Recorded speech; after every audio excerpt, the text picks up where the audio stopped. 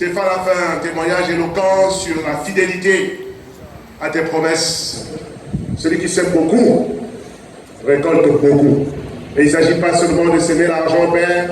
En plus de l'argent, nous devons s'aimer nos talents. Si nous s'aimons beaucoup, nous allons récolter beaucoup. Nous devons s'aimer notre temps. Si nous te donnons notre temps pour évangéliser, pour avoir les 30 visiteurs confirmés, pour porter du fruit, tu nous redonnes toujours au-delà de ce que nous avons investi dans ta maison. Face en sorte qu'il n'y ait personne ici qui n'investisse rien, mais qui attendent beaucoup en retour. Car il attendra en vain.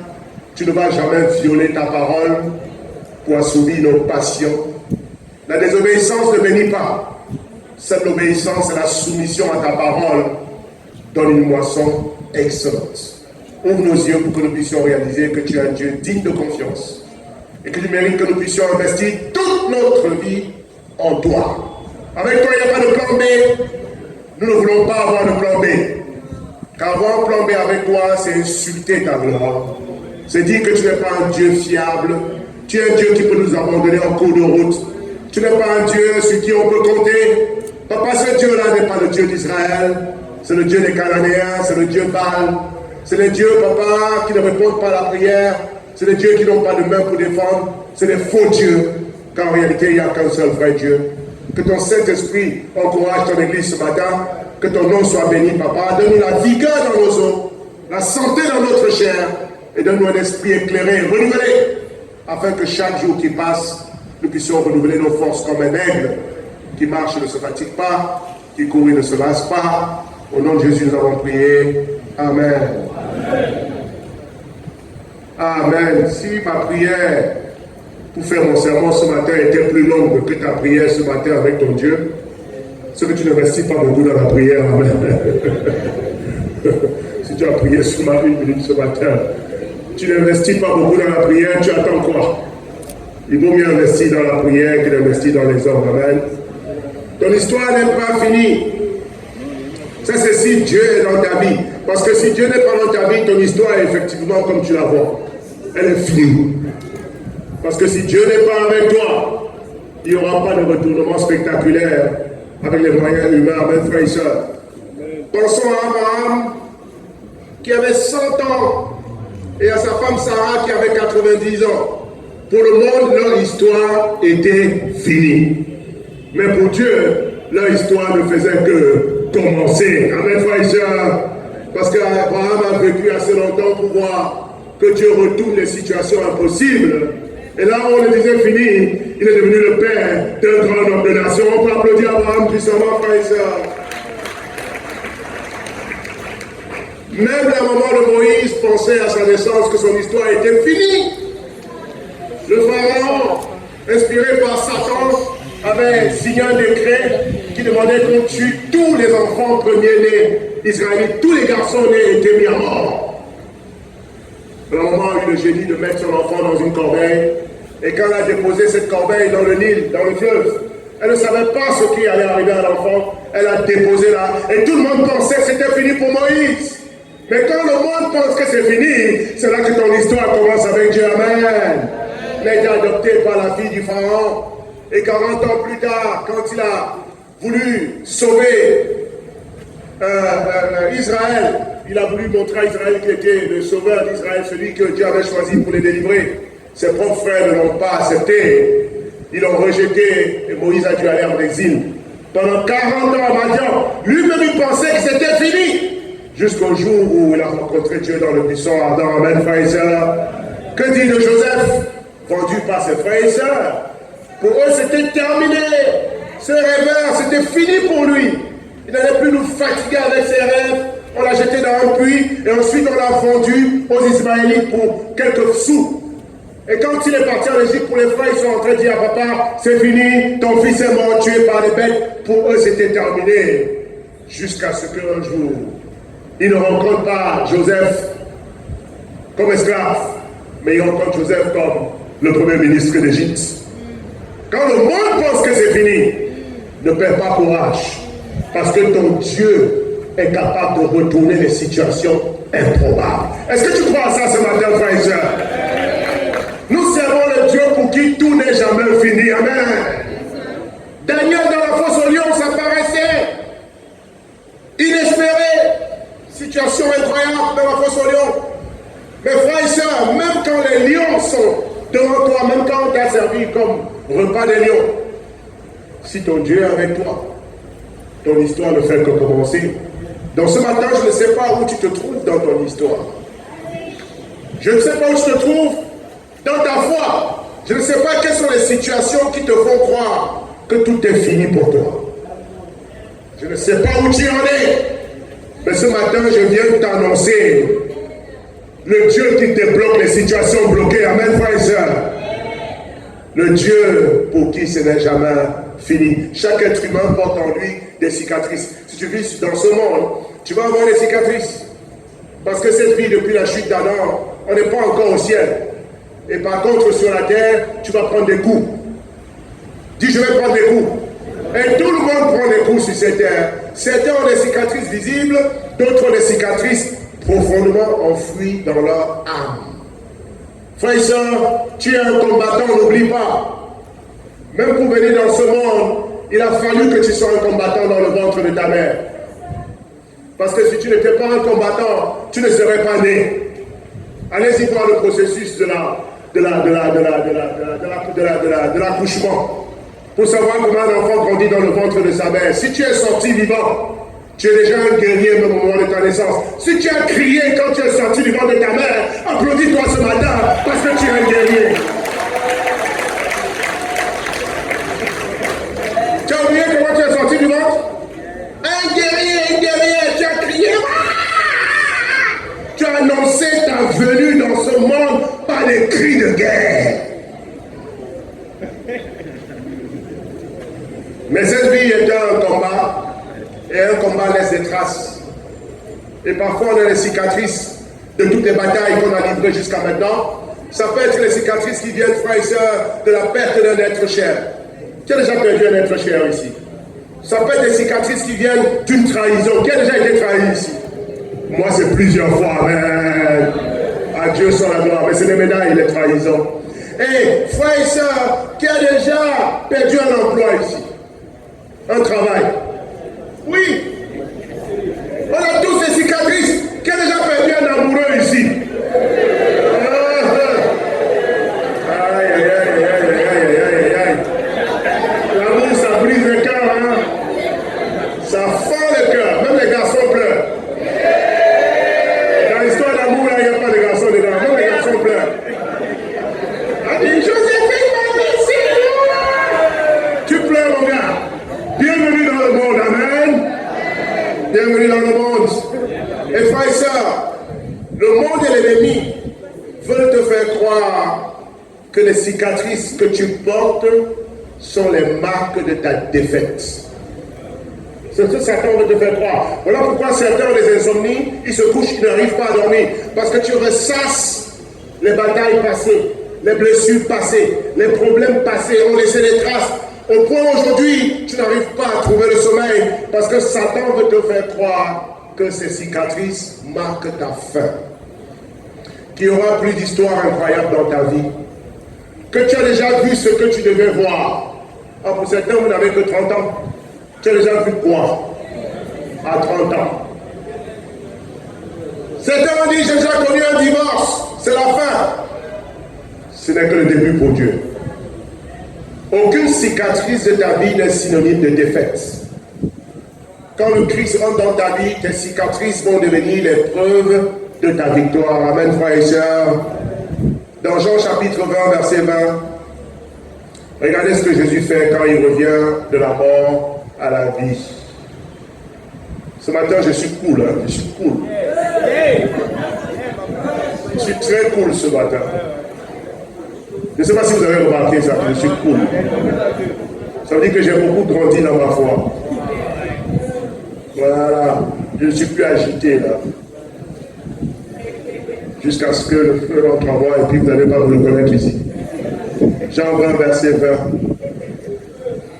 Et quand il dit cela, prenons à partir du verset 19. Le soir de ce jour, qui était le premier de la semaine, les portes du lieu où se trouvaient les disciples étant fermées à cause de la crainte qu'ils avaient des Juifs, Jésus vint, se présenta au milieu d'eux et leur dit, la paix soit avec vous. Partout où Jésus rentre, il apporte la paix avec lui. Amen, frères et sœurs. Et ce matin, il te dit que la paix soit avec toi. Et tu dis Amen. Et quand il lui dit cela, il leur montra ses mains et son côté. Les disciples furent dans la joie en voyant le Seigneur. À votre avis, pourquoi il leur montre les mains et son côté? Parce que malgré sa résurrection, il adore ses cicatrices. Il a tenu à garder ses cicatrices. Or, c'est un Dieu qui se renouvelle.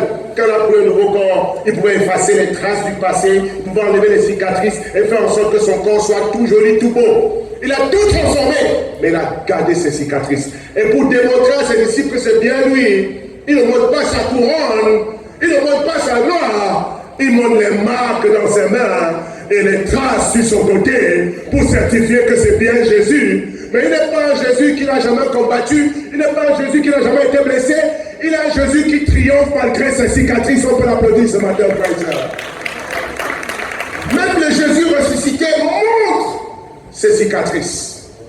Il aurait pu ressusciter sans trace de souffrance. Pourquoi toi tu gardes des cicatrices? Et frère et sœur, Jésus ne montre pas ses cicatrices comme un rappel de la douleur qu'il a subie. Il n'est pas comme nous. Quand il parle de son passé, c'est pour pleurer. Oh, tu sais pourquoi je n'avance pas? C'est parce que le gars là m'a laissé il y a 20 ans. Mon père ne m'a pas aimé. Je suis pauvre parce que ma mère n'a rien fait pour moi. C'est pas pour ça que Jésus parle de son passé. Il montre ses cicatrices comme une proclamation de son triomphe sur les obstacles de la vie. On peut applaudir le Seigneur Jésus ce matin. Et tel Jésus a triomphé, tel tu triompheras ce matin, mes frères et sœurs. Oui, absolument, montre les traces. Et dis, malgré ça, regarde ce que Dieu a fait de moi. Regarde ce que Dieu a fait de moi. Tes blessures n'annoncent pas ta fin. Dis, mes blessures n'annoncent pas ma fin. Elle proclame ta résurrection prochaine. Amen. Tes blessures racontent l'histoire très bientôt dans ta vie d'un Dieu qui restaure, d'un Dieu qui relève et d'un Dieu qui peut tout faire. Premier point. Dis premier point. Est-ce que vous avez les points? Premier point. Tes cicatrices prouvent que tu es encore là. Dis, je suis encore là. Vous savez, un mort ne peut pas montrer ses cicatrices. Qui est d'accord avec moi? Quand c'est vraiment fini, est-ce que tu peux encore montrer tes cicatrices? Oui, tes cicatrices prouvent que tu es encore là. C'est ce que Jésus est en train de leur dire ici dans Jean 20. Je suis là. On a pleuré à ma crucifixion. Maintenant, c'est le moment de se réjouir à ma résurrection. Parce qu'il n'y a pas de résurrection sans crucifixion. Amen, frères et sœurs. La tempête annonce le beau temps. Vous voyez, frères et sœurs, Jésus ressuscité n'a pas effacé ses marques. Il entre dans la pièce. J'imagine la frayeur des disciples qui croient qu'ils voient un révélant. Mais Jésus ne vient pas comme une apparition, mais comme un sauveur proche, porteur de preuves tangibles. Et quand les disciples le touchent, quand Thomas le touche, regardez, Thomas est celui qui était absent au culte le jour où Jésus est venu pour la première fois. Vous n'avez pas remarqué ça? Et certains ici, vous jouez avec des absences. Quand Jésus viendra, tu seras absent. Il était absent. Et quand il revient, on lui raconte l'histoire. Ses amis lui disent, non, il est venu le Seigneur. Il dit, non, ça c'est pas vrai, c'est une légende. Tant que moi-même. Et remarquez ce que Thomas cherche comme preuve que Jésus est revenu. Il n'a pas dit, si je ne touche pas sa couronne, je ne vais pas croire. Il a dit, si moi-même je ne mets pas ma main, où?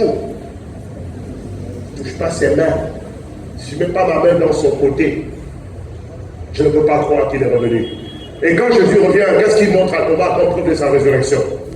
Sa gloire, sa couronne, sa nouvelle position. Il dit à Thomas, regarde les mains, regarde les marques, regarde ici, le côté.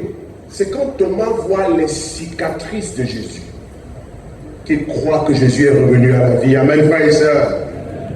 N'est-ce pas extraordinaire ça? Les disciples sont remplis de joie, pas à cause d'une explication théologique, pas parce qu'ils voient, frères et sœurs, la gloire de Dieu descend du ciel, mais ils voient Jésus qui a triomphé de ses douleurs. Ce n'est pas le même Jésus qui est mort avec une couronne sur la tête.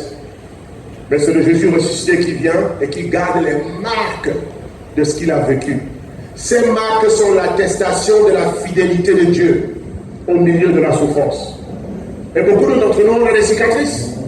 Nous tous ici, on a des cicatrices morales, spirituelles, une relation qui n'a pas marché, un enfant qui t'a déçu, un mariage qui n'a pas marché, un commerce qui ne donne rien.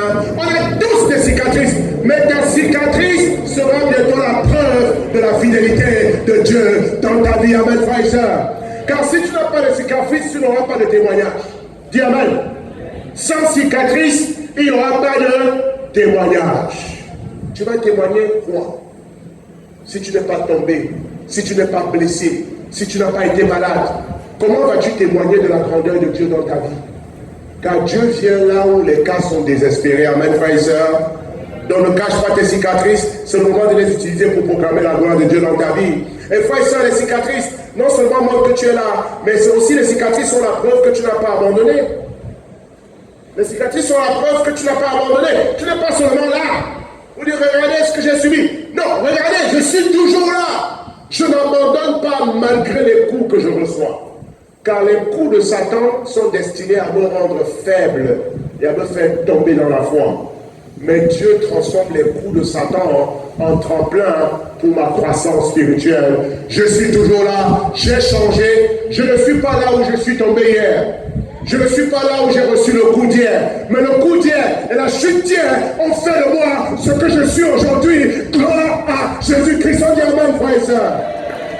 Alors pourquoi les disciples ne sont pas des pleurnichards? Les disciples ne sont pas des perdants. On a une race que la terre ne reconnaît pas. Voilà pourquoi le monde ne nous reconnaît pas. Parce que nous sommes des gens qui nous moquons de la souffrance. On se moque de la mort. On se moque des épreuves. On a toujours une confiance que le monde ne comprend pas. Là où tout le monde est abattu, nous les disciples, on a toujours de l'espérance. On a une race différente. On a une race de vainqueurs. Dis, je suis plus que vainqueur par celui qui a triomphé. Amen. Tu as traversé l'humiliation. Dis, j'ai connu l'humiliation. Tu as traversé le rejet. Tu as traversé la maladie. Qui a traversé les nuits sans sommeil ici? Qui a déjà pensé à abandonner ici? Mais ce matin, j'ai une bonne nouvelle pour toi. Dis, je suis toujours là, mes frères et sœurs. Souvent, on n'encourage pas beaucoup ceux qui restent fidèles. Est-ce que vous savez que rester fidèle à Dieu est la preuve que tu es gagnant? Car les faibles, les gens fléqués, ils abandonnent au premier coup de canon. Ils abandonnent à la première épreuve. Les gens flagada tombent comme des mouches quand il pleut. Regardez même dans mes parents, il y a des gens qui n'ont pas venu au culte, ce matin parce qu'il a plu. Ça c'est des perdants, dis ça c'est des perdants. Si la pluie peut t'arrêter, qu'est-ce que tu viens d'envoyer comme signal au diable? Que tu n'es pas endurant, qui peut te détruire avec n'importe quoi. Si l'eau qui tombe du ciel peut t'arrêter, alors que l'eau est faite pour bénir la terre, déjà toi tu as peur de la pluie. Tu vas combattre qui? Tu es encore là. Tes cicatrices sont la preuve que tu n'as pas abandonné. Tu n'as pas seulement gardé la foi, mais tu as laissé la foi te transformer. Amen, frères et sœurs. Frères et sœurs, je te garantis ce matin que si tu persévères, les marques des coups que tu as reçus vont devenir les clous avec lesquels tu vas construire ton château de grâce. Amen, frères et sœurs. Frères et sœurs, ce matin, je veux te dire que le disciple ne vit pas sans bataille. Parce que vous attendez quand ce sera facile pour être heureux. Un disciple ne vit pas sans bataille. C'est inimaginable dans la vie d'un vrai disciple. Tant que tu es sur cette terre, il ne faut jamais prier pour qu'il n'y ait pas de bataille. Parce qu'il y aura toujours des batailles. On dit amen. Prie pour que les batailles ne te fassent pas tomber. Prie pour que les batailles te rendent plus fort. Prie pour que les batailles te rapprochent de Dieu. Prie pour que les batailles t'enseignent la sagesse. Mais ne prie pas des prières inutiles, du genre Dieu enlève la bataille de ma vie. Si on enlève la bataille de ta vie, c'est que tu es mort. Car tant que nous sommes de ce côté-ci du ciel, nous sommes en combat pour grandir. Amen, frères et sœurs. Donc le chrétien ne vit pas sans bataille, Mais il vit avec la certitude qu'aucune bataille ne va l'emporter. Et que ses cicatrices seront un témoignage vivant de sa victoire en Christ. On dit Amen. Donc frères et sœurs, le premier point ce matin, c'était voir tes cicatrices prouvent que tu es encore là. Et applaudis le Seigneur pour ta fidélité ce matin. Tu es encore là, tu évangélises, tu es encore là, tu pries, tu es encore là, tu donnes à Dieu, tu es encore là, tu y crois, tu es encore là, tu investis ta vie, tu investis ton mariage, tu investis ton argent, tu es encore là. Et c'est déjà beaucoup. Car beaucoup de ceux qui sont venus à la foi avec toi ne sont plus là. Et ne sont plus vivants spirituellement pour témoigner qu'il y a un Dieu fidèle dans le ciel. Chaque chute dit que Dieu est méchant. Chaque bataille abandonnée proclame au monde que ton Dieu n'est pas fiable, que ton Dieu n'est pas digne de confiance. Voilà pourquoi ils s'en vont chercher de nouveaux dieux. Mais toi, le fait que tu restes encore ici, tu es en train de proclamer à ton univers que le ciel peut s'ébranler, la terre peut s'écrouler, mais ton Dieu ne sera jamais infidèle à ses promesses. Parfois, je me regarde et puis je me demande, mais comment tu as fait pour être là encore? Ça fait 35 ans que je suis baptisé. Et frère, ils sont regardez-moi, je suis encore là. Le vieux père est encore là. 35 ans de prière, 35 ans de méditation, 35 ans d'évangélisation, 35 ans de dîme, 35 ans de collecte spéciale, 35 ans de foi, de lutte, de bataille, de trahison, de rejet, d'abandon. Mais je suis encore là.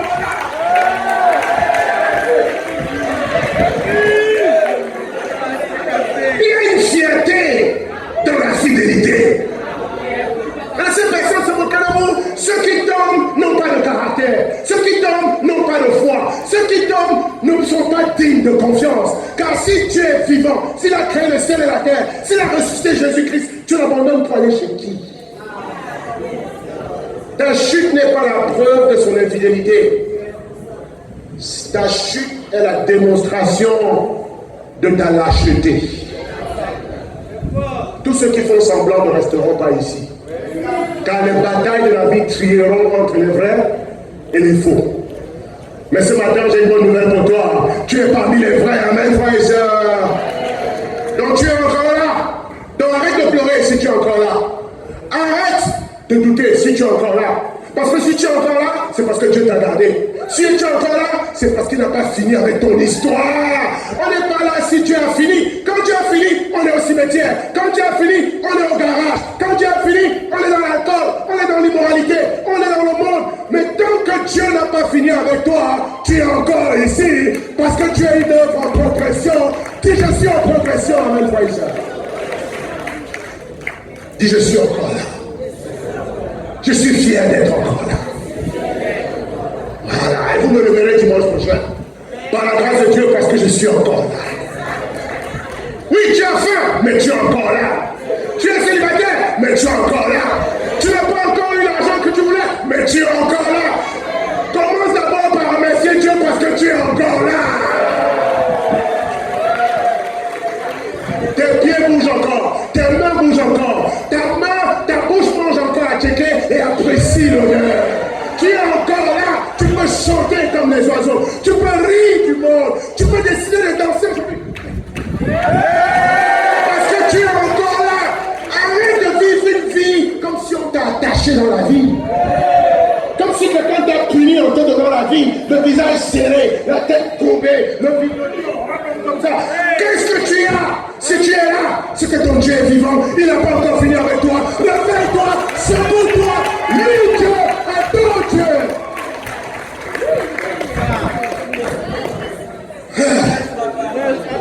C'est difficile de marcher avec les disciples qui sont flagada.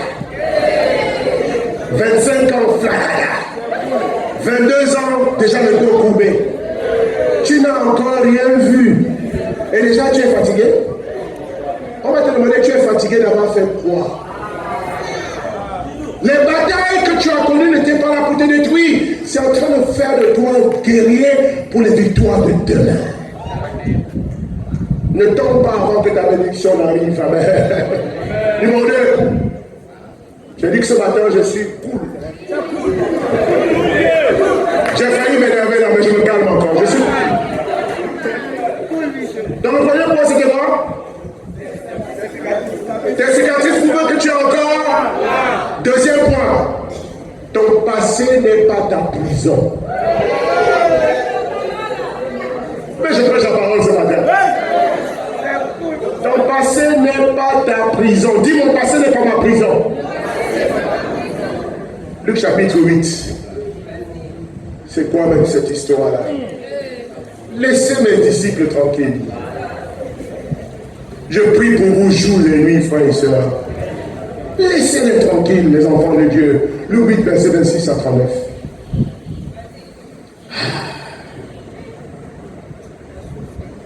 Ils abordèrent dans le pays des Géraséniens. Dis Géraséniens.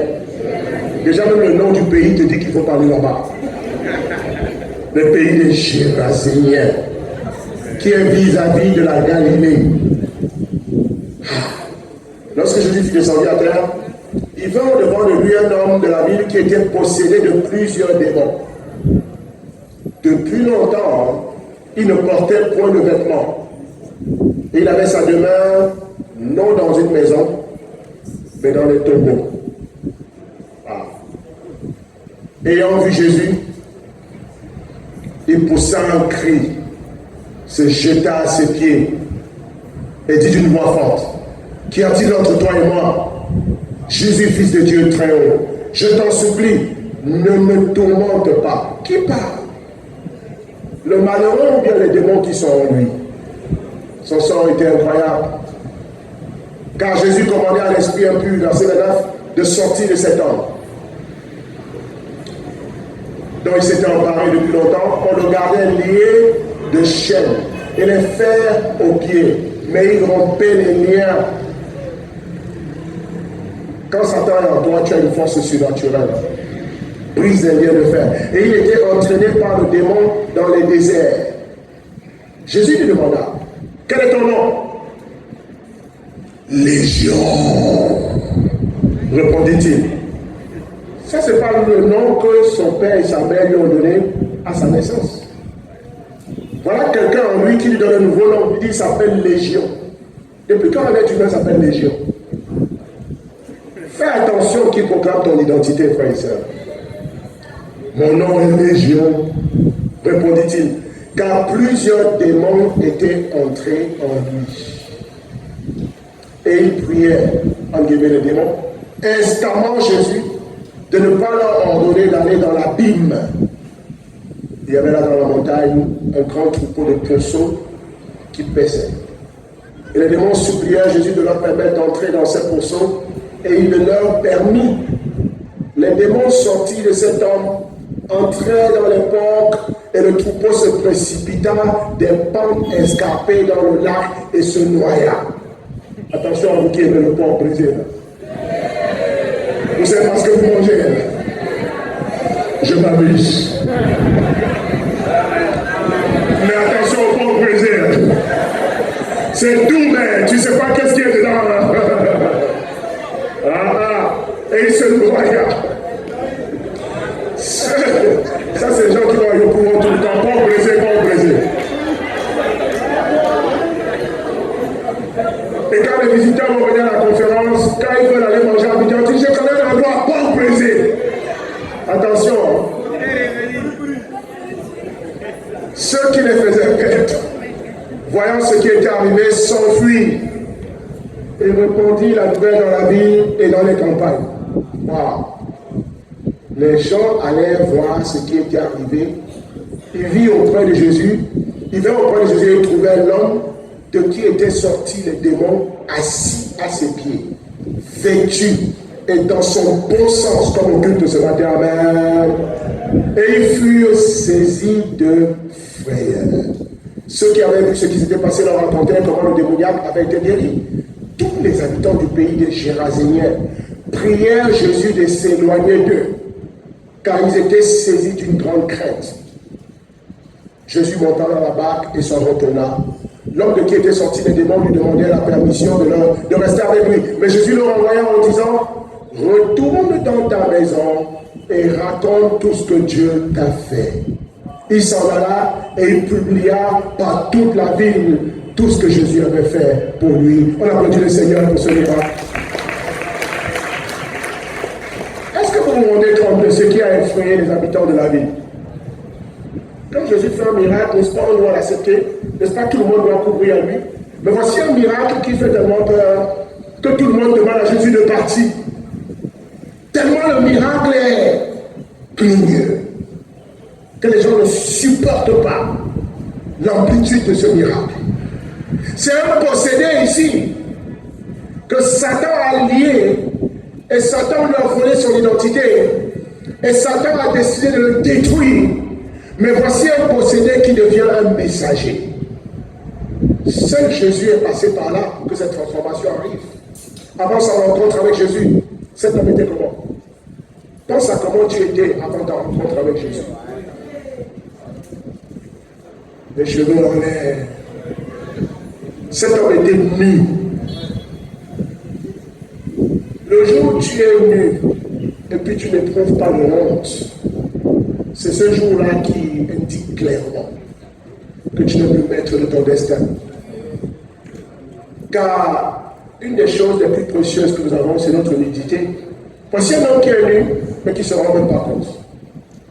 Il se balade dans les rues comme ça d'Abidjan. Tout nu. Ça, c'était sa vie avant Jésus. Vous le voyez nu, mais lui croit qu'il est habillé. Il y a beaucoup de gens qui se promènent comme ça à Abidjan ici. Quand Dieu les regarde, ils sont tous nus. Mais c'est eux qui croient qu'ils sont habillés. Car les mêmes choses qui ont provoqué la nudité chez cet homme sont les mêmes choses qui provoquent la nudité chez les gens d'aujourd'hui. Le péché. Adam et Ève étaient nus parce qu'ils ont péché. Mais avant le péché, il n'était pas nu. Les frères et sœurs, il était nu. Il était enchaîné. Il devait dormir dans des tombes. Il était entouré mais seul. Combien de gens ici ont beaucoup de gens autour d'eux, mais sont toujours solitaires dans leur cœur? On peut être entouré mais solitaire. On peut dormir dans une maison avec un mari, avec une femme, mais être solitaire. On peut avoir des enfants, des parents, mais toujours solitaire. Car la solitude n'a rien à voir avec ce que tu possèdes ou ne possèdes pas. La solitude a à voir avec qui habite ta vie. Si Jésus n'est pas dans ta vie, tous les artifices du monde ne peuvent pas te faire te sentir entouré. La solitude pèse dans le cœur de Jésus. Les présidents, les ministres, les gouverneurs. Vous voyez, les gens sont l'ombre d'eux-mêmes. Ceux qui passent à la télé, ceux qui roulent dans les carrosses, dans les voitures. Vous voyez souvent les gens pensifs tout seuls. Ils sont en train de réfléchir. Ils ne voient même pas ce qui se passe. Parce que la solitude est un état de délabrement spirituel. À l'intérieur de nous, on peut être bien entouré, mais se sentir seul. Combien de gens sont comme ça aujourd'hui? Il était nu. Il était enchaîné. Et frères et sœurs, les péchés que nous pratiquons nous enchaînent. Les péchés que nous gardons dans nos vies, les péchés secrets que nous pouvons, nous enchaînent. Il était marginalisé. Et frères et sœurs, vous voyez, ce monsieur n'avait plus d'espoir. Et ça, c'est l'histoire de chaque disciple quand Jésus te rencontre. Moi, je dis toujours aux gens avec qui j'étudie la Bible, tu sais pourquoi c'est maintenant que tu étudies la Bible? Parce que Dieu sait que ton prochain pas va te conduire à la mort. Quand Dieu tape à ta porte, ce que le gouffre n'est pas loin. Qui est d'accord avec ça? Pourquoi Dieu voudrait-il te sauver s'il n'y a pas un péril en face de toi? S'il n'y a pas un naufrage qui t'attend? S'il n'y a pas ta mort qui est décrétée déjà quelque part? Jésus ne sauve que ceux qui sont sur le point de perdre leur vie. Quand il frappe à ta porte, ceux qui ont un danger qui t'attend, ceux qui disent à Jésus, attends, ne comprennent pas qu'il n'y a plus le temps d'attente. C'est comme quelqu'un qui se noie et puis le sauveteur vient et tend la main et dit, attrape-moi, tu dis attends. Tu attends, tu dis attends-le-moi. Quand on te tend la main, quand tu te noies, il n'y a plus de temps. Ta seule option, c'est de saisir la main tendue ou de périr. Qui est d'accord avec ça? Les sapeurs-pompiers frappent à ta porte et disent il faut sortir de la chambre. Parce qu'ils voient le feu, toi tu dis attends. Combien de personnes sont en train de s'amuser avec l'appel de Jésus ce matin dans leur vie? Ça fait combien de fois qu'il a frappé à ta porte? Et c'est toujours toi qui fais attendre Jésus. Attends, je ne suis pas prêt. Attends, je ne suis pas prêt à me faire baptiser. Je ne suis pas prêt à laisser tomber Johnson ou Xavier.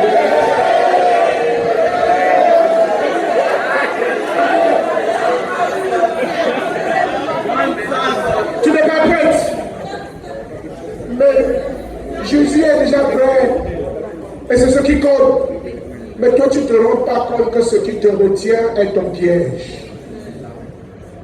Si Jésus s'en va, tu es mort. Il n'y aura pas de deuxième chance. Si tu entends la voix de Dieu aujourd'hui, n'anticipe pas ton cœur. Peut-être que cette invitation pour toi aujourd'hui est la dernière. Et ce que je vous dis, ce n'est pas une parole. J'ai vécu assez longtemps pour voir ça déjà dans la vie des gens. C'est pour ça que j'en parle avec beaucoup de conviction. À Kinshasa, il y a à peu près 20 ans, on va au culte.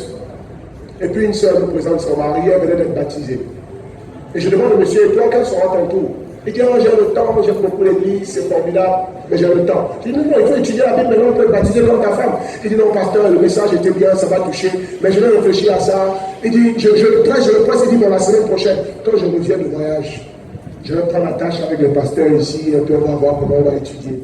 Je dis, quand? Il dit, la semaine prochaine. Et puis je prends mon vol, je reviens ici. Et la semaine prochaine, le pasteur de Kinshasa, l'évangéliste, m'appelle pour me dire, ton ami qui t'a dit qu'il attend la semaine prochaine, là, c'est un grenier, il est parti en brousse prendre les billes de bois, le camion s'est renversé, il est mort. Quand Jésus a frappé à sa porte, il a dit, attends. Mais qui es-tu pour dire à ton sauveteur, attends? Qui doit être plus pressé?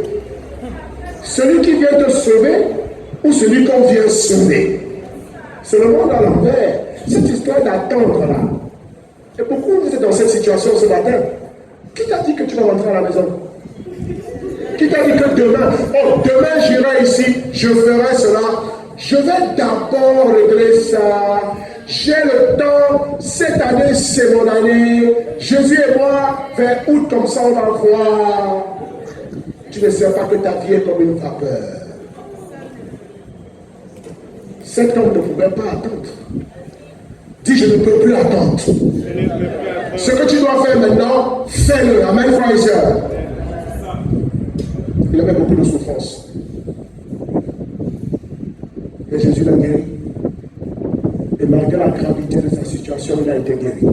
Il n'y a pas de maladie que Jésus ne peut pas guérir. Il n'y a pas de péché qui soit si fort que Jésus ne soit pas capable de briser les chaînes. Il peut tout briser. Pourquoi laisses-tu Satan te mentir? Oh, moi, je ne peux pas changer. J'ai étudié avec des gens qui ont tué. Je suis allé à Haïti, j'ai étudié la Bible avec des pasteurs qui, justement, s'est bien discuter avec la Bible parce qu'ils voulaient cacher ses vrais péchés. Et chaque fois que je lui montrais dans la Bible qu'il n'était pas un vrai disciple, il me sortait ses titres, son expérience, le nombre de membres dans son assemblée. Le Saint-Esprit me convainquait que cet homme a besoin d'évangile. Chaque fois que j'insiste, il trouve un argument. Quand j'insiste, il trouve un argument. Tu veux le conseil ici, il va là-bas. Finalement, j'ai dit, ce que tu caches là, il faut vivre avec. Si la Bible ne peut pas te délivrer, vis avec ce que tu veux. Quand j'ai fermé ma Bible, je me suis levé. Il a vu que j'étais sérieux, j'étais en train de partir. Il a dit, mon frère, attends. Il faut que je me libère. Et puis il a commencé à pleurer. Puis il dit, c'est un orgueil. Depuis que tu insistes, je vois que la Bible est vraie. Mais il y a des choses dans ma vie que je n'ai jamais confessées à personne. Je suis prisonnier de ce péché. Je prêche, je dirige les gens, mais personne ne me connaît. Même ma femme ne me connaît pas. Il dit, qu'est-ce que c'est? Il dit, c'est à toi, je vais dire ça aujourd'hui. Dieu t'a envoyé pour me libérer. Je suis un meurtrier. J'ai fait un complot avec une fille dans l'église pour tuer son mari. Il a confessé le meurtre. Sans compter les adultères. Ma femme ne me connaît pas. Je suis dans l'adultère avec les filles de l'église. Combien de pasteurs vivent enchaînés comme ça dans la ville d'Abidjan? Combien de soi-disant prophètes passent à la télé, mettent des affiches en ville, alors qu'ils vivent comme des démoniaques dans ce tombeau? Il y a des filles dans leurs assemblées qui sont coincées. Quand on regarde l'homme de Dieu prêcher, elle sait ce que l'homme de Dieu fait avec elle. Et puis elle regarde la maman pasteur qui est assise là. La maman pasteur. Et puis tu la vois dans l'église, elle est traumatisée, mais elle est silencieuse. Combien de gens vivent des drames comme ça? Lui, il a eu le courage de confesser. Il a été libéré. Il s'est fait baptiser. Il est devenu disciple. Il n'y a rien que Dieu ne pardonne pas. Aujourd'hui, c'est le jour de ta délivrance. Amen, frères et sœurs. Et pour toi qui es déjà devenu disciple, pourquoi rebâtis-tu les jeunes que tu as quittés? Pourquoi retourner dans ce que tu as déjà voulu? Tu manges quelque chose qui te fait vomir. Et le lendemain, tu t'en vas encore manger ça. Pour vomir à nouveau. Ou bien toi, tu aimes le vomir? L'immoralité ne t'a pas encore piqué? Certains, vous avez laissé votre identité dans l'immoralité. Vous avez failli laisser votre vie dans l'immoralité. C'est incroyable comment ça ne vous fait pas peur à certaines personnes. L'immoralité, bien sûr, ne te fait pas peur. Un gars que tu ne connais pas, une fille que tu ne connais pas, la même manière qu'elle est facile pour aller dormir avec toi là, tu savais combien de démons est dehors? Quand tu n'as pas peur, simplement parce que tu as un peu d'argent en poche, tu vas devenir fou. Tu vas quitter ton foyer pour aller coucher avec une prostituée. Tu ne sais pas ce que tu laisses quand tu quittes ce lit. Et tu ne sais pas ce que tu prends quand tu t'en vas. Continue de jouer au coq. Tu as le coq le plus chaud, non? Continue. Bientôt tu vas laisser ta vie là-bas. Il y a des gens qui sont nés pour regretter. Il y a des gens qui ne peuvent pas vivre sans drame, sans être brisés, sans être martelés. Il y a des gens qui aiment la torture. Après, c'est pour dire demain, je ne savais pas. Tu ne savais pas quoi? Tu dois savoir aujourd'hui. Quand j'entends parler des soeurs qui lui tapent ça, je dis, elle a quoi dans la tête même? Quand on regarde même le gars qui va te faire mourir à l'enfer là, il ne ressent rien.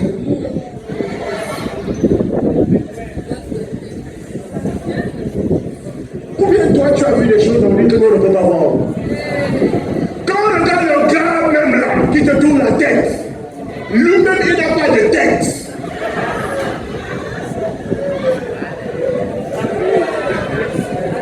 Et c'est lui qui va te faire sortir de ton alliance avec Jésus-Christ. C'est lui qui va te faire perdre la vie éternelle, qui va enlever ton nom du livre de la vie, qui va effacer toutes les bénédictions que le sang de Jésus a préparées pour toi. C'est ce gars-là qui est ta destination. C'est que ma fille, tu ne sais pas ce que tu veux. Tu n'es pas fait pour les caniveaux de l'histoire. Te faire enceinter et te faire affronter. C'est ça le sang des filles d'Abidjan. Enceinter-moi!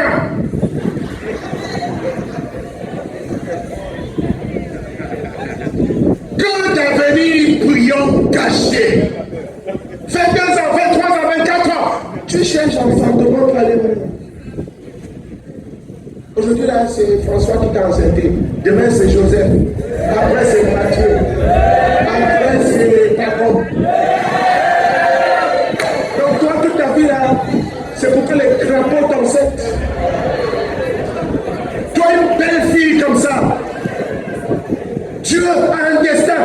Dieu a fabriqué ton être, il t'a placé dans le ventre de ta mère. Avant que tu ne sois conçu, il te connaissait. Il avait un destin préparé pour toi. Et c'est un cochon qui va mettre sa main sur toi et cacher ça. Et tu as le culot de venir dire ici, je ne vais pas être ici parce que je suis faible. Il y a Timothée, il y a Matthieu. Il t'a donné quoi que Jésus ne peut pas te donner? Oh, il prend soin de moi quand j'ai faim. Il m'envoie des crédits dans mon téléphone. À cause des crédits, ma fille, viens, je vais te donner un crédit. Préserve ta dignité. Il y a des frères ici. Vous riez pour les sœurs, mais il y a des frères ici.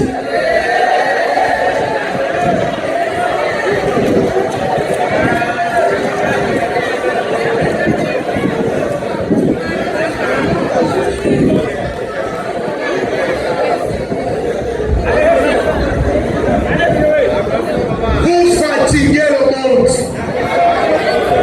C'est toujours toi qui es faible. C'est toujours toi qui es faible. Fais 1, 2, 3, fais. 1, 2, 3, fais. Ma question ce matin, c'est quand est-ce que tu vas être fort? Et quand on cherche ta faiblesse, hein, ça a toujours à voir avec les femmes. Les nounous dans ton quartier, c'est toi. La fille qui revient de la fontaine, c'est toi. Celle qui vend magnon au marché, c'est toi. Et même certains vous sortez avec des femmes mariées. Ta jeunesse, tu l'as sacrifiée pour moi. Tu es pressé pour aller où? Tu es pressé pour aller où? Vous avez frère et soeur, ce démoniaque a été délié. Jésus l'a guéri. Mais regardez, Jésus ne l'a pas guéri pour qu'il retourne dans les tombeaux. Jésus l'a guéri pour qu'il devienne un témoin. Ses cicatrices maintenant sont devenues son message. Son passé n'était pas sa prison. Il a dépassé son passé. Maintenant, il est devenu un messager. Maintenant, il prêche l'évangile. Maintenant, il est dans son bon sens. Maintenant, il est bien habillé. Et tous ces signes extérieurs montrent que ça va bien dans son cœur. Et les gens le regardent et puis voient la transformation. Et quand on est transformé, c'est pas pour retourner dans la boue. Quand on est transformé, maintenant on témoigne. Va chercher les autres prisonniers et dis-leur ce que Jésus a fait pour toi. C'est ça l'évangélisation. Vous pensez que l'évangélisation c'est grave? Justement, la plupart vous n'arrivez pas à évangéliser parce que vous n'avez plus de témoignage. Si tu vis dans l'hypocrisie, tu vas témoigner quoi? Si tu es un menteur et assis ici parmi nous, tu flirtes avec les filles, tu vas évangéliser qui? Même les gens que tu vas évangéliser vont te reconnaître. Ce n'est pas toi qui viens dans les maquis le soir là. Ce n'est pas toi qui t'es battu dans le quartier hier là. Ce n'est pas toi qui aimes ma petite soeur qui est en cours logo là. Et certains vous pensez que c'est ici qu'on est ici. Même dans les quartiers, Dieu va exposer qui est ici. Même les non-chrétiens vont savoir qui est vrai d'ici, qui n'est pas vrai d'ici. Et tu ne peux pas témoigner si tu n'es pas intègre, si tu n'as pas gardé ta nouvelle vie. Frères et sœurs, ton passé n'est pas ta prison. Dis mon passé n'est pas ma prison. Tu vois, ton témoignage là, qui est bâti sur les souffrances du passé là. Quand tu dis j'étais ici, j'étais comme ça, ma vie était désespérée, Jésus m'a sorti de là. Mais ce témoignage là va sauver les âmes. C'est pour ça qu'il t'a sauvé Jésus. Pour que tu sauves des âmes avec ton témoignage. Pas pour que tu gardes ton témoignage dans la poche.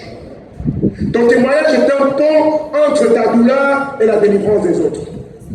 Les autres ont besoin de ton témoignage pour comprendre qu'eux aussi, ils peuvent être sauvés. Amen, frères et sœurs. Ce que tu veux cacher là est précisément ce que Dieu veut que tu utilises pour sauver les autres. Le démoniaque ne va pas prêcher en disant je n'étais pas démoniaque, je suis né dans une famille bien, on a toujours été bien chez nous, personne n'a de péché chez nous, je vous appelle à suivre Jésus. Ce témoignage va amener qui? C'est quand tu dis moi que vous voyez là, j'étais dans la tombe, j'étais un démon. Moi que vous voyez là, j'étais un alcoolique. Moi que vous voyez là, j'étais un adultère. Moi que vous voyez là, j'étais un bandit. Moi que vous voyez là, j'étais une prostituée. Quand tu dis j'étais, regarde bien, c'est conjugué au passé. Mais quand tu dis j'étais, c'est pour déclarer qu'aujourd'hui tu ne l'es plus et que par conséquent ton passé n'est pas ta prison. Et que ceux qui sont en face de toi, qui vivent ce que tu vivais hier, en voyant ta liberté, peuvent retrouver la même liberté aujourd'hui. Je me demande pourquoi tu n'aimes pas partager ta vie. Hein? Quand on te dit de venir devant faire le repas du Seigneur, tu ne peux pas nous dire ce que tu faisais. Tu as honte de la croix de Jésus, quoi. Fais le repas du Seigneur, oui, je m'appelle Begré Jean-Mathias. Je vais vous amener aujourd'hui dans Matthieu 4, verset 5. Soyez parfaits comme mon Père parfait. Eh bien, je viens vous dire ce que la croix représente pour moi. La croix pour moi représente la perfection. Voilà, j'étais parfait. Et le parfait, Jésus est venu trouver un parfait qu'il a voulu sauver. Il est mort sur la croix pour moi-même, ma vie était déjà très bien. Moi-même, je n'aimais pas mentir. Moi, je n'aimais pas les filles. J'étais toujours, moi-même, je savais que j'allais devenir ici. Tellement ma vie effrayait les gens, tellement j'étais propre. Moi-même, je ne connaissais pas les choses. Souvent, tu fais ça parce que le regard des hommes a encore plus d'importance sur ta vie que ton témoignage. Tu veux toujours plaire aux hommes. Et voilà pourquoi tu n'as pas de témoignage. Et si tu ne peux pas témoigner ça ici, ce n'est pas dans une étude biblique que tu vas dire la vérité au non-chrétien avec qui tu étudies. Je vais te dire pourquoi tu ne portes pas le fruit. Parce que la personne avec qui tu étudies ne peut pas s'identifier à toi. Tu es trop parfait pour la sauver. Quand tu fais lumière ténèbres avec elle, tu dis, parle de tes péchés. Voilà la liste de tes péchés. Quand tu viens jouer ici, là, tu as couché avec combien de gens? Elle dit 10, tu dis 10. Tous les gens de la Bible, c'est pour ça. Il faut dire que tu as péché ici. Quand elle te regarde, elle a peur. Parce que toi, tu es parfaite. Tu n'as pas de passé. Elle ne peut pas s'identifier. Elle a peur de ta vie. Quand tu es un ange, alors que tu es un hypocrite. Tu veux encore impressionner un autre pécheur. Non, c'est la croix qui doit impressionner le pécheur. Mais nous tous qui partageons avec les autres pécheurs, nous sommes des anciens pécheurs restaurés. Nous avons découvert là où il y a le pain et nous avons dit aux autres pécheurs, moi aussi j'avais faim, j'ai trouvé l'endroit où il y a le pain, viens aussi manger. C'est ton témoignage qui brise les cœurs, pas forcément les versets que tu connais. Frères et sœurs, soyons fiers de nos cicatrices parce que notre passé n'est pas notre prison. Notre passé est un témoignage. Amen, frères et sœurs. Amen, frères et sœurs. Le diable te fait croire que ton histoire te disqualifie. Non, ton histoire ne te disqualifie pas. Et raconte-le autant de fois que nécessaire. Imaginez le démoniaque quand il évangélise. Chaque fois qu'il évangélise, il dit, j'étais démoniaque, je vivais dans les tombeaux. Et un Jésus est venu et il m'a libéré et je suis propre. Prochaine étude, j'étais dans le tombeau. Et un Jésus est venu me libérer, je suis libre. Oula! 2 personnes sauvées. 100e évangélisation, j'étais dans le tombeau. C'est quand vous êtes fatigué de dire ça. Vous avez étudié avec 10 personnes, vous dites non, j'ai trop parlé de ma vie. Je n'ai pas passé toute ma vie à parler de ma vie passée. Justement, Jésus t'a sauvé pour que tu passes toute ta vie à dire aux autres où il allait te chercher. Ton témoignage est ton fonds de commerce spirituel. Tu n'as pas peur de mettre ça sur la table encore et encore et encore et encore. Parce que plus tu témoignes, plus de vies sont libérées. Amen, frères et sœurs. Vous savez pourquoi l'histoire de Pierre est écrite dans la Bible? Ça fait 2000 ans qu'on sait que Pierre a trahi Jésus. Chaque fois que tu lis cette histoire, ça dit Pierre a trahi Jésus. Est-ce qu'aujourd'hui Pierre trahit Jésus? Non. C'est son passé qui nous aide à briser les chaînes. Pierre s'est repenti, mais chaque fois on rappelle son histoire. Et pensez à Rahab la prostituée. Vous-même, d'abord, vous savez qui c'est qui le Rahab. Mais regardez ce qui est connu sur son nom. Même jusqu'aujourd'hui, quand on lit son nom dans la Bible, on dit Rahab la prostituée. Elle était prostituée quand? Elle était prostituée avant son salut. Mais quand Dieu l'a sauvée, Dieu n'a pas enlevé cette étiquette, n'a pas enlevé cette cicatrice. Parce qu'elle demeure Rahab la prostituée. C'est-à-dire, c'est ce qu'elle était là, qui est le témoignage que Jésus est puissant. Si on ne parle plus de ça, on va croire que Rahab, un jour elle s'est levée comme ça, elle est propre. Non, comme vous la voyez propre aujourd'hui, n'oubliez pas ce qu'elle était hier. Est-ce que vous savez d'où je viens, moi? Ta reconnaissance est attachée au souvenir de ta déchéance. Le jour où tu oublies ta déchéance, tu n'as plus de raison d'être reconnaissant. Il y a des gens ici qui ont honte de leur village, qui ont honte de où ils sont quittés. Il y a des gens ici qui ont honte de leurs parents. Parce que ta mère habite à Bobo derrière là. Et puis ça fait peur. Mais c'est ça ton histoire. Dieu t'a sorti de derrière rail. Maintenant tu vis encore où? Mais c'est un parcours. Si tu enlèves la partie derrière rail, il n'y a plus de témoignage. Un jour, ma vie s'en va visiter l'église de Paris en France. Et puis le dirigeant il est tellement content de nous présenter une sœur qui dit « Oh, vous venez de Côte d'Ivoire, voici une sœur qui est ivoirienne. » Dès qu'on a dit ça, son visage a changé. Parce que le dirigeant là-bas dit « C'est vrai, une sœur qui vient de Côte d'Ivoire. » Son visage a changé. Tu dis « Pardon frère, passez du temps avec elle pour l'encourager. Elle vient de Côte d'Ivoire. » Non, ça va la saluer. « Bonjour ma fille. Bonjour. » Déjà, elle change son accent. On dit « Mais il paraît que tu viens de Côte d'Ivoire. » Elle dit d'où? Si j'ai besoin de répéter ça 2 fois, c'est que tu as un problème. Si tu viens de Côte d'Ivoire, tu viens de quel quartier de Côte d'Ivoire? Elle dit que la Côte d'Ivoire, ça fait tellement longtemps que j'ai oublié les quartiers.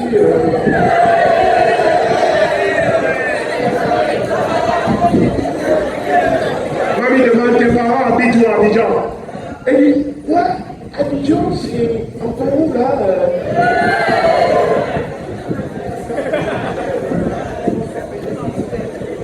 Maintenant, elle veut jouer à la blanche.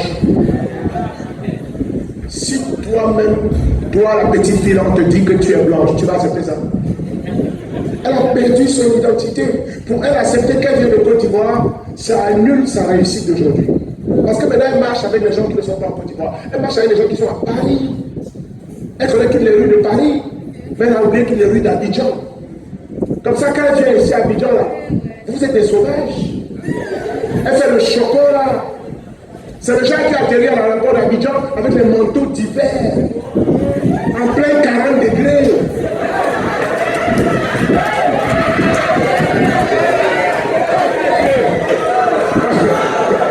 Parce que si elle enlève le bas, si elle ne vient pas avec ça, comment toi tu vas savoir qu'elle te dépasse? Moi je dis ma fille, tu vas descendre à Abidjan avec un manteau de 40 degrés. Elle dit mais j'ai froid. À Abidjan on n'a pas froid. C'est parce qu'elle veut faire arrêter. Elle sort avec ça, elle prend le yambo, elle étouffe. Mais elle doit garder son manteau de fourrure. Comme ça, quand elle arrive à Yopougon, on dit, oh la parigo. Et ça, maintenant, ça récompense. Elle parle comme une blanche, elle fait comme si elle connaît pas la Côte d'Ivoire. Quand tu lui donnes foutu escargot, elle dit, c'est quoi ça? Ça va m'empoisonner. Et puis les gens d'Abidjan appellent ça la réussite. Et voilà maintenant, vous les jeunes gens d'Abidjan, vous regardez ça, vous enviez ça. Dis-moi aussi, je dois devenir comme ça. Qui t'a dit que devenir quelque chose veut dire que tu as oublié ton passé? C'est ton passé qui est la preuve de ta réussite. Arrête de vouloir être quelqu'un d'autre. Arrête de vouloir l'histoire des autres. Tes ancêtres ne sont pas des Gaulois. Tu viens de Darané, tu es Yakouma, tu viens de Rome, tu viens de tout le peuple.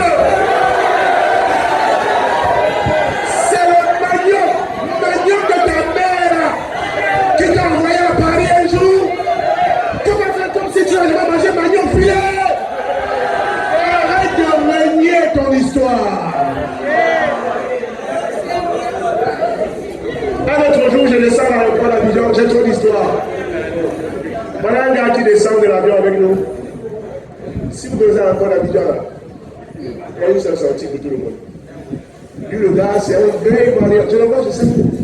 D'abord même, nous qui vivons en Afrique là, moi je te vois même là. Non seulement je vais dire que tu es de la Côte d'Ivoire, je peux te dire même de quel village tu es. Parfois c'est sur le tirage du visage. On ne peut pas cacher où Dieu a allé les chercher. Le gars il sort, il fait comme là. Nous tous on attrape nos sacs pour passer devant les policiers. Il sort son passeport français. Il attrape ça comme ça. Regarde-moi le gars là, regarde le gars là. Et puis il y a ça là, on n'en pas. Mais il voit que personne ne remarque qu'il a un passeport français. Parce que tout le monde doit savoir qu'il est devenu français. Et puis devant lui là, il regarde les agents. Excusez-moi madame. Vous connaissez les femmes du Moyen? On dit, oui, il y a quoi? Il dit, nous les Français là, on passe par quel rang? Elle fait, elle dit, tu es français, mais tu es là. Quand tu vas pas qu'il y a un rang ici, ni les Français là. Excusez-moi monsieur, nous les Français, on se met où? Ça, c'est des gens qui veulent régner dans l'identité. Là où tu es allé te chercher, n'oublie jamais. Parce que ce n'est pas une prison, c'est un témoignage. Et c'est ça qui valorise ton élévation et ta promotion. De dire, Dieu m'a tiré de là, je ne mérite pas là où je suis arrivé aujourd'hui. Si je suis arrivé là où je suis aujourd'hui, en te montrant d'où je suis quitté, donc tu ne vois pas qu'il y a la grâce au milieu. C'est seulement la grâce qui peut prendre un boiteux et en faire un homme vigoureux. C'est la grâce qui peut prendre une prostituée et en faire une femme fidèle. C'est la grâce qui peut prendre un alcoolique et en faire quelqu'un qui est sombre. C'est la grâce qui peut prendre un colérique et en faire quelqu'un de humble. C'est la grâce, c'est la grâce, c'est la grâce. Mais il faut que tu témoignes les deux côtés. Et pour finir, donc tes cicatrices prouvent que tu es encore là. Numéro 1. Et puis numéro 2, c'était quoi? Ton passé n'est pas ta prison. Et puis numéro 3, pour finir, ta blessure est une arme contre l'enfer. Ta blessure passée est une arme contre l'enfer. Apocalypse 12, verset 11. Aujourd'hui, là, je vais t'amener dans l'Apocalypse. Ta blessure. Dis, ma blessure est une arme. C'est une arme contre l'enfer. Apocalypse 12, verset 11. Ils ont vaincu Satan à cause de quoi? Du sang de l'agneau et à cause de la parole de leur témoignage. Dis témoignage. Ils n'ont pas aimé leur vie jusqu'à craindre la mort. Jésus parle ici des sauvés. On est dans le livre d'Apocalypse. Et les gens dont Jésus parle ici, c'est les gens qui ont vaincu la mort. C'est les gens qui sont devenus disciples et qui sont encore fidèles. Parce que si tu vas au verset 10, tu vas voir qu'il s'agit des gens qui sont déjà passés de l'autre côté, mais qui ont triomphé. Le verset 10 dit, j'entendis dans le ciel une voix forte qui disait, tu vois, on n'est plus sur la terre, on est dans le ciel. Et la voix forte disait quoi? Maintenant le salut est arrivé. Et la puissance et le règne de notre Dieu et l'autorité de son Christ. Car il a été précipité l'accusateur de nos frères, celui qui les accusait devant notre Dieu, jour et nuit. Ici, il y a déjà le bon jugement de Satan. Et puis maintenant, on nous explique pourquoi ils ont triomphé, ceux qui sont au ciel. On dit, ils ont vaincu Satan à cause de deux choses. À cause du sang de l'agneau, du sang de l'agneau. Et aussi à cause de la parole de leur témoignage. Voilà les deux choses qui ont permis à ces disciples d'aller au ciel au dernier jour. Le sang de l'agneau et quoi d'autre? Et la parole de ton témoignage. Le sang est toujours là, le sang de l'agneau. Personne ne peut détruire l'efficacité du sang de Jésus. Le sang de Jésus parle plus favorablement que le sang d'appel de Jésus. Le sang de Jésus est le prix de notre rançon, le prix de notre rachat. Le sang de Jésus est le sang sur le linteau de la porte de ta vie qui empêche l'ange destructeur de détruire ta vie. Quand Satan vient vers toi ici, il voit le sang. Et nous ne vainquons pas parce que nous sommes puissants. Nous ne vainquons pas parce que nous sommes beaux. Nous ne vainquons pas parce que nous sommes talentueux. Nous vainquons Satan à cause du sang de l'agneau qui est marqué sur notre vie. Et si tu es disciple, dis, j'ai le sang de l'agneau sur ma vie. Quand tu dors, le sang parle pour toi. Quand tu es faible, le sang parle pour toi. Le sang de Jésus est toujours là. Mais il y a un facteur qui peut faire que le sang va perdre son efficacité. Ton témoignage. Parce que si vous regardez, il y a deux choses qui font qu'ils ont vaincu. Le sang et la parole de leur témoignage. Et le mot « et » en français, c'est une conjonction de coordination. Le sang et le témoignage te rendront victorieux. Tu iras au ciel à cause du sang de Jésus, c'est vrai, mais aussi à cause de la parole de ton témoignage. Ça veut dire que l'un sans l'autre, ça ne marche pas. Le témoignage ne peut pas te sauver sans le sang de Jésus. Et le sang de Jésus ne peut pas te sauver sans ton témoignage.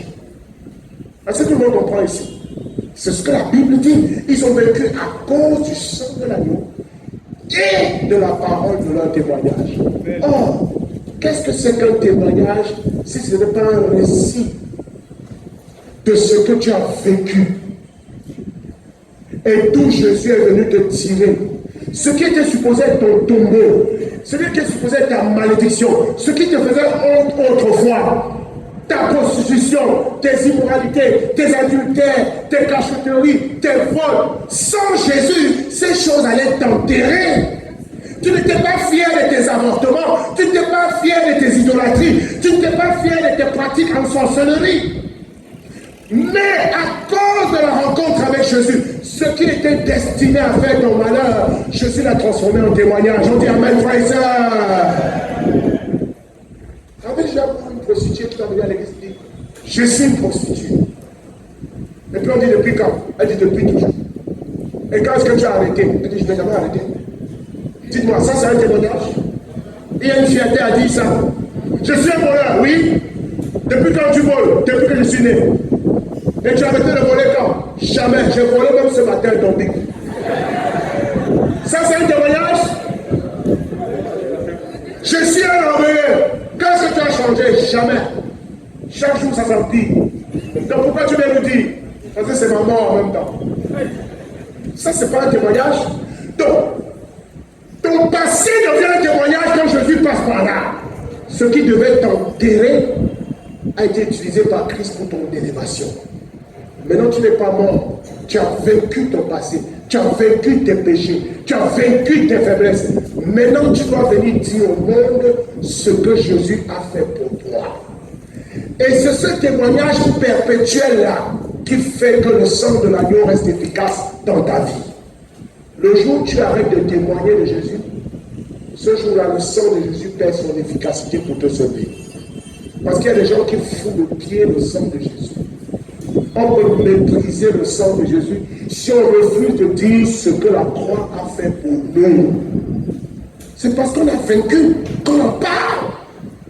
Qui peut avoir honte de ce qu'il a déjà triomphé? Quand tu es victorieux, tu partages. J'étais bandit, maintenant je ne vole plus. Mais il y a une fierté à dire ça. J'étais adultère, je suis la femme la plus fidèle maintenant. J'étais menteur, maintenant je dis la vérité. J'étais dépressif, maintenant je suis équilibré. Est-ce qu'il n'y a pas une gloire à témoigner de comment Jésus t'a sorti de la boue et t'a mis dans le palais du roi? Mais toi qui es disciple, pourquoi tu ne témoignes plus alors? Ou bien ton témoignage a perdu sa valeur. Depuis quand on t'a dit qu'un témoignage perd la valeur? Ton frère et soeur, ta blessure est une arme contre l'enfer. J'ai grandi sans père. Je dis ça dans tous mes messages. Mais maintenant, c'est ma gloire. Parce que j'ai trouvé le vrai père. Maintenant, je peux parler de l'autre père qui n'était pas là.